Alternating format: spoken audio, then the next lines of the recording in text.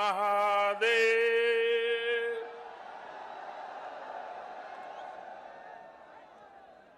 त्रिलोचन महादेव की, माता शीतला चौकिया देवी की, उत्तर प्रदेश के ऊर्जावान और लोकप्रिय मुख्यमंत्री श्रीमान योगी आदित्यनाथ जी, केंद्रीय मंत्रिपरिषद के मेरे साथी डॉक्टर महेंद्र पांडे जी, यूपी सरकार में मंत्री श्री अनिल राजभर जी, नीलकंठ तिवारी जी, रविंद्र जायसवाल जी, संसद में मेरे साथी श्री बीपी सरोज जी, श्रीमती सीमा द्विवेदी जी, विधानसभा और विधान परिषद के सभी माननीय साथीगण, बनास डेयरी के चेयरमैन श्री शंकर भाई चौधरी और विशाल संख्या में पधारे हुए मेरे प्यारे किसान भाई और बहनों,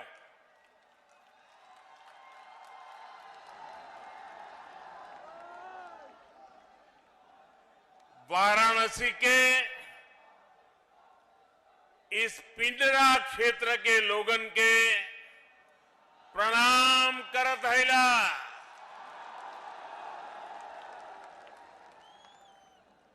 पड़ोस के जिला जौनपुर के सब बंधु एवं भगिनी लोगन के भी प्रणाम। आज वाराणसी और आसपास का ये पूरा क्षेत्र एक बार फिर से पूरे देश, पूरे उत्तर प्रदेश के गांवों, किसानों, पशुपालकों के लिए बहुत बड़े कार्यक्रम का साक्षी बना है। आज का दिन इतिहास भी विशेष है और इसलिए भी विशेष है क्योंकि आज देश के पूर्व प्रधानमंत्री चौधरी चरण सिंह जी की जन्म जयंती है। मैं उन्हें आदरपूर्वक श्रद्धांजलि देता हूं। उनकी स्मृति में देश किसान दिवस मना रहा है। साथियों, हमारे यहां गाय की बात करना, गोबर धन की बात करना, कुछ लोगों ने ऐसे हालात पैदा कर दिए हैं जैसे कोई गुनाह कर रहे हैं, गुनाह बना दिया है। गाय कुछ लोगों के लिए गुनाह हो सकती है, हमारे लिए गाय माता है, पूजनीय है। गाय भैंस का मजाक उड़ाने वाले लोग ये भूल जाते हैं कि देश के 8 करोड़ परिवारों की आजीविका ऐसे ही पशुधन से चलती है। इन्हीं परिवारों की मेहनत से आज भारत हर साल लगभग 8.5 लाख करोड़ रुपए का दूध उत्पादन करता है और ये राशि जितना भारत में गेहूं और चावल का उत्पादन होता है, उसकी कीमत से भी कहीं ज्यादा ये दूध उत्पादन की कीमत है। इसलिए भारत के डेयरी सेक्टर को मजबूत करना आज हमारी सरकार की सर्वोच्च प्राथमिकताओं में से एक है। इसी कड़ी में आज यहां बनास काशी संकुल का शिलान्यास किया गया है। साथियों, अब मैदान छोटा पड़ गया है, जगह नहीं है, आप वहीं पर अपने आप को संभाल लीजिए।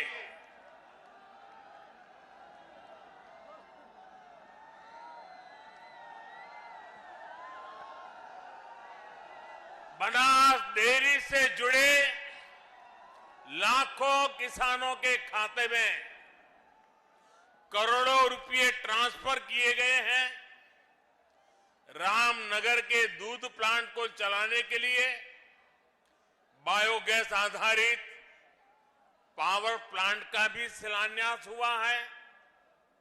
एक और महत्वपूर्ण बात हुई है जिसका सकारात्मक प्रभाव पूरे देश के डेयरी सेक्टर पर पड़ेगा।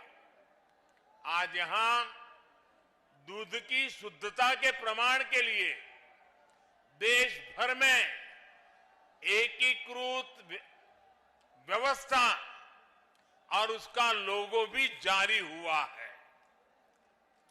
डेयरी सेक्टर से जुड़े इन प्रयासों के अलावा आज यूपी के लाखों लोगों को अपने घर के कानूनी दस्तावेज यानी घरौनी भी सौंपी गई है। वाराणसी को और सुंदर, सुगम और सुविधा संपन्न बनाने के वाली 1500 करोड़ रुपए से अधिक की परियोजनाओं का लोकार्पण और शिलान्यास भी हुआ है। इन सभी विकास परियोजनाओं के लिए आप सभी को बधाई, यूपी और देश भर के गोपालकों को विशेष बधाई। साथियों, एक जमाना था जब हमारे गांवों के घर आंगन में मवेशियों के झुंड ही संपन्नता की पहचान थे। और हमारे यहां तो कहा भी जाता था, हर कोई इसे पशुधन कहता है। किसके दरवाजे पर कितने खूंटे हैं, इसको लेकर स्पर्धा रहती थी। हमारे शास्त्रों में भी कामना की गई है, गावों में सर्वतः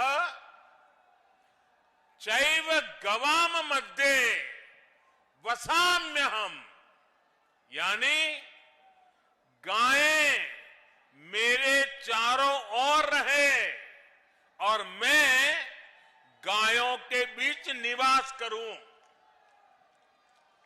ये सेक्टर हमारे यहां रोजगार का भी हमेशा से बहुत बड़ा माध्यम रहा है।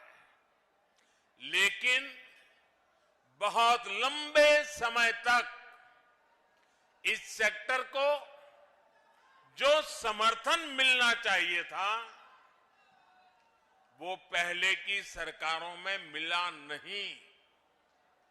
अब हमारी सरकार देश भर में इस स्थिति को बदल रही है। हमने कामधेनु आयोग का गठन किया, डेयरी सेक्टर के इंफ्रास्ट्रक्चर के लिए हजारों करोड़ रुपए का विशेष फंड बनाया है। हमने एक बहुत बड़ा अभियान चलाकर लाखों पशुपालकों को किसान क्रेडिट कार्ड की सुविधा से भी जोड़ा है। किसानों को अच्छी गुणवत्ता का चारा, बीज मिले, इसके लिए भी लगातार काम चल रहा है। पशुओं का घर पर ही इलाज हो, घर पर ही कृत्रिम गर्भाधान की व्यवस्था हो, इसके लिए भी देशव्यापी अभियान चलाया गया है। हमने पशुओं में फूट एंड माउथ डिसीज, खुरपका मुंहपका के नियंत्रण के लिए भी राष्ट्रव्यापी टीकाकरण मिशन चलाया है। हमारी सरकार सिर्फ बच्चों का ही मुफ्त टीकाकरण नहीं कर रही, सिर्फ कोरोना वैक्सीन ही मुफ्त नहीं लगा रही, बल्कि पशुधन को बचाने के लिए भी अनेक टीके मुफ्त लगवा रही है। साथियों, देश में इन्हीं प्रयासों का परिणाम है कि 6-7 वर्ष पहले की तुलना में देश में दूध उत्पादन लगभग 45% बढ़ा है, यानी करीब करीब 1.5 गुना हुआ है। आज भारत दुनिया का लगभग 22% दूध उत्पादन करता है, करीब करीब 1/4। मुझे खुशी है कि यूपी आज देश का सबसे अधिक दूध उत्पादक राज्य तो है ही, डेयरी सेक्टर के विस्तार में भी बहुत आगे है। भाइयों और बहनों, मेरा अटूट विश्वास है कि देश का डेयरी सेक्टर, पशुपालन, श्वेत क्रांति में नई ऊर्जा, किसानों की स्थिति को बदलने में बहुत बड़ी भूमिका निभा सकती है। इस विश्वास के कई कारण भी हैं। पहला ये कि पशुपालन देश के छोटे किसान, जिनकी संख्या 10 करोड़ से भी अधिक है, उनकी अतिरिक्त आय का बहुत बड़ा साधन बन सकता है। दूसरा ये कि भारत के डेयरी प्रोडक्ट के पास विदेशों का बहुत बड़ा बाजार है, जिसमें आगे बढ़ने की बहुत सारी संभावनाएं हमारे पास है। तीसरा ये कि पशुपालन महिलाओं के आर्थिक उत्थान, उनकी उद्यमशीलता को आगे बढ़ाने का बहुत बड़ा जरिया है। और चौथा ये कि जो हमारा पशुधन है वो बायोगैस, जैविक खेती, प्राकृतिक खेती का भी बहुत बड़ा आधार है। जो पशु दूध देने योग्य नहीं रह जाते, वो बोझ नहीं होते, बल्कि वो भी हर दिन किसानों की आय बढ़ा सकते हैं। भाइयों और बहनों, डबल इंजन की हमारी सरकार पूरी ईमानदारी से, पूरी शक्ति से किसानों का, पशुपालकों का साथ दे रही है। आज यहां जो बनास काशी संकुल का शिलान्यास किया गया है, वो भी सरकार और सहकार की इसी भागीदारी का प्रमाण है। सहकारिता क्षेत्र में अहम भूमिका निभाने वाली बनास डेयरी और पूर्वांचल के किसानों, गोपालकों के बीच आज से एक नई साझेदारी शुरू हुई है। ये आधुनिक डेयरी प्लांट जब तैयार हो जाएगा तो पिंडरा ही नहीं, शिवपुर, सेवापुरी, रोहनिया और गाजीपुर, जौनपुर, चंदौली, मिर्जापुर, बलिया, आजमगढ़, मऊ जैसे जिलों के हजारों लाखों किसानों को इससे लाभ होगा। बनास, काशी संकुल की इसकी वजह से आसपास के अनेक गांवों में दूध समितियां बनेगी, कलेक्शन सेंटर बनेंगे और दूध के खराब होने की चिंता से मुक्ति मिलेगी। यही नहीं, यहां अच्छी नस्ल के पशुओं के लिए किसानों को मदद मिलेगी और पशुओं के लिए बढ़िया क्वालिटी का आहार भी उपलब्ध कराया जाएगा। दूध, दही, छाछ, मक्खन, पनीर के अलावा यहां आइसक्रीम और मिठाइयां भी बनेगी। यानी बनारस की लस्सी, छेने की एक से बढ़कर एक मिठाइयां, या फिर लौंग लता,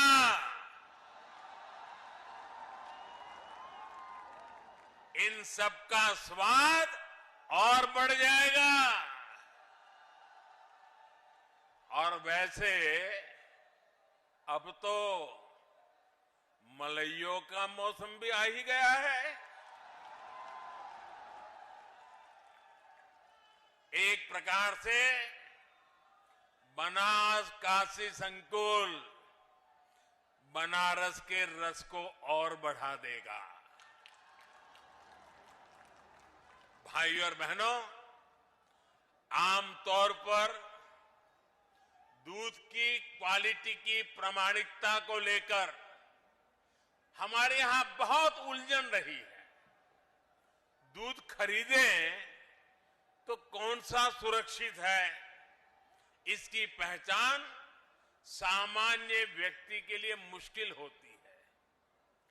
प्रामाणिकता के लिए अलग अलग व्यवस्थाओं के कारण पशुपालकों, दुग्ध संघों सहित पूरे डेयरी सेक्टर को भी अनेक कठिनाइयों का सामना करना पड़ता है। अब देश भर के डेयरी सेक्टर के लिए इस चुनौती का, इसका समाधान किया गया है। आज भारतीय मानक ब्यूरो ने देश भर के लिए एकीकृत व्यवस्था जारी की है। सर्टिफिकेशन के लिए कामधेनु गाय की विशेषता वाला एकीकृत लोगो भी लॉन्च किया गया है। ये प्रमाण, ये लोगो दिखेगा तो शुद्धता की पहचान आसान होगी और भारत के दूध उत्पादकों की विश्वसनीयता भी बढ़ेगी। साथियों, आज देश की बहुत बड़ी जरूरत डेयरी सेक्टर से जुड़े पशुओं से जो अपशिष्ट निकलता है उसके सही इस्तेमाल का भी है। रामनगर के दूध प्लांट के पास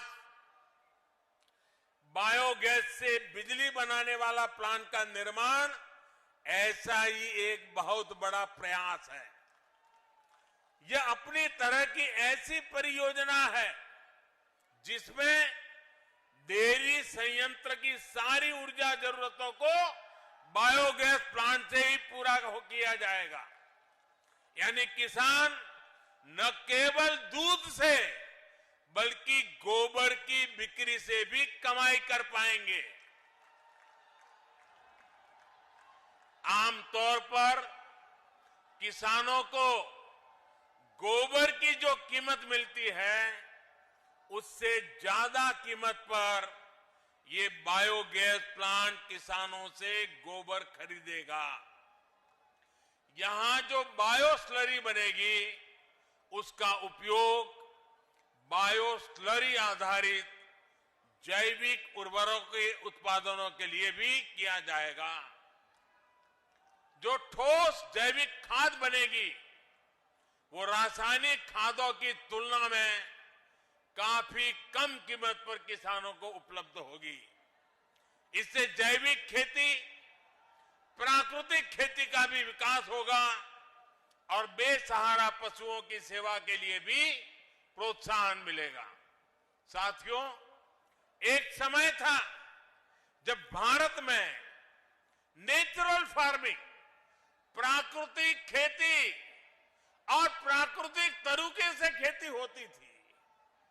प्राकृतिक खेती यानी खेती में कोई बाहरी मिलावट नहीं। जो खेत से मिल रहा है, खेती में जुड़े पशुओं से मिल रहा है, वही तत्व खेती को बढ़ाने के काम में आते थे। खाद हो, कीटनाशक हो, सब कुछ प्राकृतिक तरीके से ही बनते थे, इस्तेमाल होते थे। लेकिन समय के साथ प्राकृतिक खेती का दायरा सिमटता गया, उस पर केमिकल वाली खेती हावी होती गई। धरती मां के कायाकल्प के लिए, हमारी मिट्टी की सुरक्षा के लिए, आने वाली पीढ़ियों के भविष्य को सुरक्षित रखने के लिए अब हमें एक बार फिर प्राकृतिक खेती की तरफ मुड़ना ही होगा। यही आज समय की मांग है और इसलिए अब सरकार नेचुरल फार्मिंग को बढ़ावा देने के लिए, किसानों को जागरूक करने के लिए बहुत बड़ा अभियान भी चला रही है। और आज जब हम आजादी के 75 साल आजादी का अमृत महोत्सव मना रहे हैं, तब मैं देशवासियों से, खास करके मेरे किसान भाइयों बहनों से, विशेषकर मेरे छोटे किसानों को आज किसान दिवस पर आग्रह करूंगा कि आप प्राकृतिक खेती की तरफ आगे बढ़ें। प्राकृतिक खेती खर्च भी कम होता है, उत्पाद भी बढ़ता है। ये खेती का सबसे सस्ता तरीका है, सबसे सुरक्षित तरीका है और आज के विश्व में प्राकृतिक खेती से पैदा हुई फसलों की कीमत भी बहुत ज्यादा है। ये हमारे कृषि सेक्टर को आत्मनिर्भर बनाने की दिशा में भी बड़ा कदम है। मैं देश के स्टार्टअप सेक्टर को भी, नौजवानों को भी कहूंगा कि नेचुरल फार्मिंग के आपके लिए अनेक नई संभावनाएं हैं। हमारे नौजवानों को, युवाओं को इसका पूरा लाभ उठाना चाहिए। अभी यहां मंच पर आने से पहले मुझे ऐसे कई युवा से मिलने का मौका मिला। सरकारी योजनाओं से जुड़ने से कितने बड़े साहसपूर्ण काम उन्होंने किए हैं, कितना बड़ा बदलाव उनके जीवन में आया है। मैं उसे सुनकर के बहुत ही आनंदित हुआ। योजनाओं के प्रति मेरा विश्वास और मजबूत हो गया। भाइयों और बहनों, गांवों को, किसानों को आत्मनिर्भर बनाने, उनको अवैध कब्जे से चिंता मुक्त करने में स्वामित्व योजना की भी बहुत बड़ी भूमिका है। मुझे संतोष है कि योगी जी के नेतृत्व में यूपी इसमें भी अग्रणी है। यूपी के सभी 75 जिलों में 23 लाख से अधिक घरौनी तैयार हो चुके हैं। इनमें से करीब 21 लाख परिवारों को आज ये दस्तावेज दिए गए हैं। अपनी घर की घरौनी जब हाथ में होगी तो गरीब, दलित, वंचित, पिछड़े को अपने घर पर अवैध कब्जे की चिंता से मुक्ति मिलेगी। पिछली सरकारों के दौरान अवैध कब्जों की जो प्रवृत्ति यहां पनपी, उस पर भी लगाम लगेगी। घरौनी मिलने से जरूरत पड़ने पर बैंकों से लोन लेना भी अब आसान होगा। इससे गांवों के युवाओं को रोजगार, स्वरोजगार के लिए माध्यम उपलब्ध होंगे। भाइयों और बहनों, विकास की जब बात आती है तो काशी अपने आप में एक मॉडल बनता जा रहा है। पुरातन पहचान को बनाए रखते हुए हमारे शहर नूतन काया कैसे धारण कर सकते हैं, ये काशी में दिख रहा है। आज जिन प्रोजेक्ट्स का लोकार्पण और शिलान्यास हुआ है, वो भव्य काशी, दिव्य काशी अभियान को और गति देंगे। काल भैरव जी समेत शहर के 6 वार्डों में जो पुनर्विकास काम है, 700 से अधिक स्थानों पर जो सीसीटीवी कैमरे लगाए गए हैं, उससे स्मार्ट और सुरक्षित सुविधाओं की तरफ बढ़ती काशी को और बल मिला है। महान संत पूज्य श्री रविदास जी की जन्मस्थली को विकसित करने का कार्य भी तेजी से चल रहा है। लंगर हॉल के बनने से यहां देश भर से आने वाले श्रद्धालुओं को बहुत सुविधा होगी। भाइयों और बहनों, आज वाराणसी के जो चौराहे सुंदर हो रहे हैं, सड़कें चौड़ी हो रही हैं, नए पार्किंग स्थलों का निर्माण हो रहा है, उससे शहर में ट्रैफिक जाम की स्थिति में बहुत सुधार हुआ है। ये जो वाराणसी कैंट से लहरतारा होते हुए प्रयागराज की तरफ हाईवे जाता है, इस पर कितना दबाव रहता है, ये आपसे अच्छा कौन जानता है। अब जब ये 6 लेन का ही हो जाएगा तो दिल्ली, आगरा, कानपुर, प्रयागराज से आने वाले यात्रियों और सामान ढुलाई सभी के लिए सुविधा होगी। यही नहीं, शहर के दूसरे क्षेत्रों के लिए भी अब आना जाना और आसान हो जाएगा। ये सड़क जिले के प्रवेश द्वार की तरफ विकसित होगी। वाराणसी, भदोही, गोपीगंज सड़क के चौड़ीकरण से शहर से निकलने वाली गाड़ियां रिंग रोड फेज 2 से होते हुए बाहर से जा पाएगी। इससे भारी जाम से मुक्ति मिलेगी। भाइयों और बहनों, हेल्थ, एजुकेशन और रिसर्च हब के रूप में काशी की पहचान को सशक्त करने के लिए निरंतर प्रयास चल रहे हैं।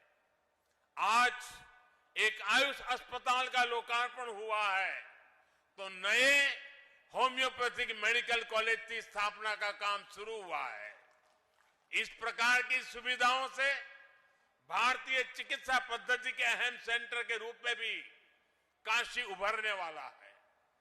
क्षेत्रीय निर्देश मानक प्रयोगशाला के बनने से जल परीक्षण, कपड़े और कालीन से जुड़े परीक्षण यहां हो पाएंगे। इससे वाराणसी और आसपास के अनेक उद्योगों को, बुनकरों को सीधा लाभ होगा। वहीं अंतर्राष्ट्रीय राइस रिसर्च सेंटर में जो नई स्पीड ब्रीडिंग फैसिलिटी स्थापित की गई है, उससे धान की नई किस्म विकसित करने में अब पहले के मुकाबले बहुत कम समय लग रहेगा। भाइयों और बहनों, मैं जब काशी के उत्तर प्रदेश के विकास में डबल इंजन की डबल शक्ति और डबल विकास की बात करता हूं तो कुछ लोगों को जरा कष्ट ज्यादा ही हो जाता है। ये वो लोग हैं जिन्होंने उत्तर प्रदेश की राजनीति को सिर्फ और सिर्फ जाति, पंथ, मत, मजहब के चश्मे से ही देखा। इन लोगों ने कभी नहीं चाहा कि यूपी का विकास हो, यूपी की आधुनिक पहचान बने। स्कूल, कॉलेज, अस्पताल, सड़क, पानी, बिजली, गरीबों के घर, गैस कनेक्शन, शौचालय, इनको तो वो विकास मानते ही नहीं है। सबका साथ, सबका विकास, सबका विश्वास और सबका प्रयास की ये भाषा भी उनके सिलेबस में, उनकी डिक्शनरी में ये बातें है ही नहीं है। उनके सिलेबस में क्या है, उनकी डिक्शनरी में क्या है, उनकी बोलचाल में क्या है, उनकी सोच में क्या है, आप सब जानते हैं। उनके सिलेबस में है माफियावाद, परिवारवाद, उनके सिलेबस में है घरों, जमीनों पर अवैध कब्जा। पहले की सरकारों के समय यूपी के लोगों को जो मिला और आज यूपी के लोगों को हमारी सरकार से जो मिल रहा है, उसका फर्क साफ है, उसका फर्क साफ है। हम यूपी में विरासत को भी बढ़ा रहे हैं, यूपी का विकास भी कर रहे हैं। लेकिन सिर्फ अपना स्वार्थ सोचने वाले इन लोगों को यूपी का विकास पसंद नहीं आ रहा। हालात तो ये हैं कि इन लोगों को पूर्वांचल के विकास से, बाबा के काम से, विश्वनाथ धाम के काम से भी आपत्ति होने लगी है। मुझे बताया गया है कि बीते रविवार काशी विश्वनाथ धाम में दर्शन के लिए 1.5 लाख से ज्यादा श्रद्धालु पहुंचे थे। यूपी को दशकों पीछे धकेलने वाले इन लोगों की नाराजगी अभी और बढ़ेगी। जिस तरह पूरे यूपी के लोग डबल इंजन की सरकार के साथ डटकर खड़े हैं, हमें आशीर्वाद दे रहे हैं, और जैसे जैसे आशीर्वाद बढ़ता जाता है, उनका गुस्सा 7वें आसमान पर पहुंचेगा। साथियों, डबल इंजन की सरकार यूपी के विकास के लिए दिन रात ऐसी ही मेहनत करती रहेगी।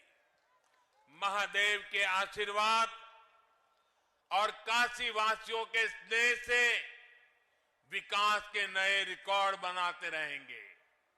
इसी विश्वास के साथ सभी विकास परियोजनाओं की आप सबको बहुत बहुत बधाई देता हूं। मेरे साथ बोलिए भारत माता की, भारत माता की, भारत माता की। बहुत बहुत धन्यवाद।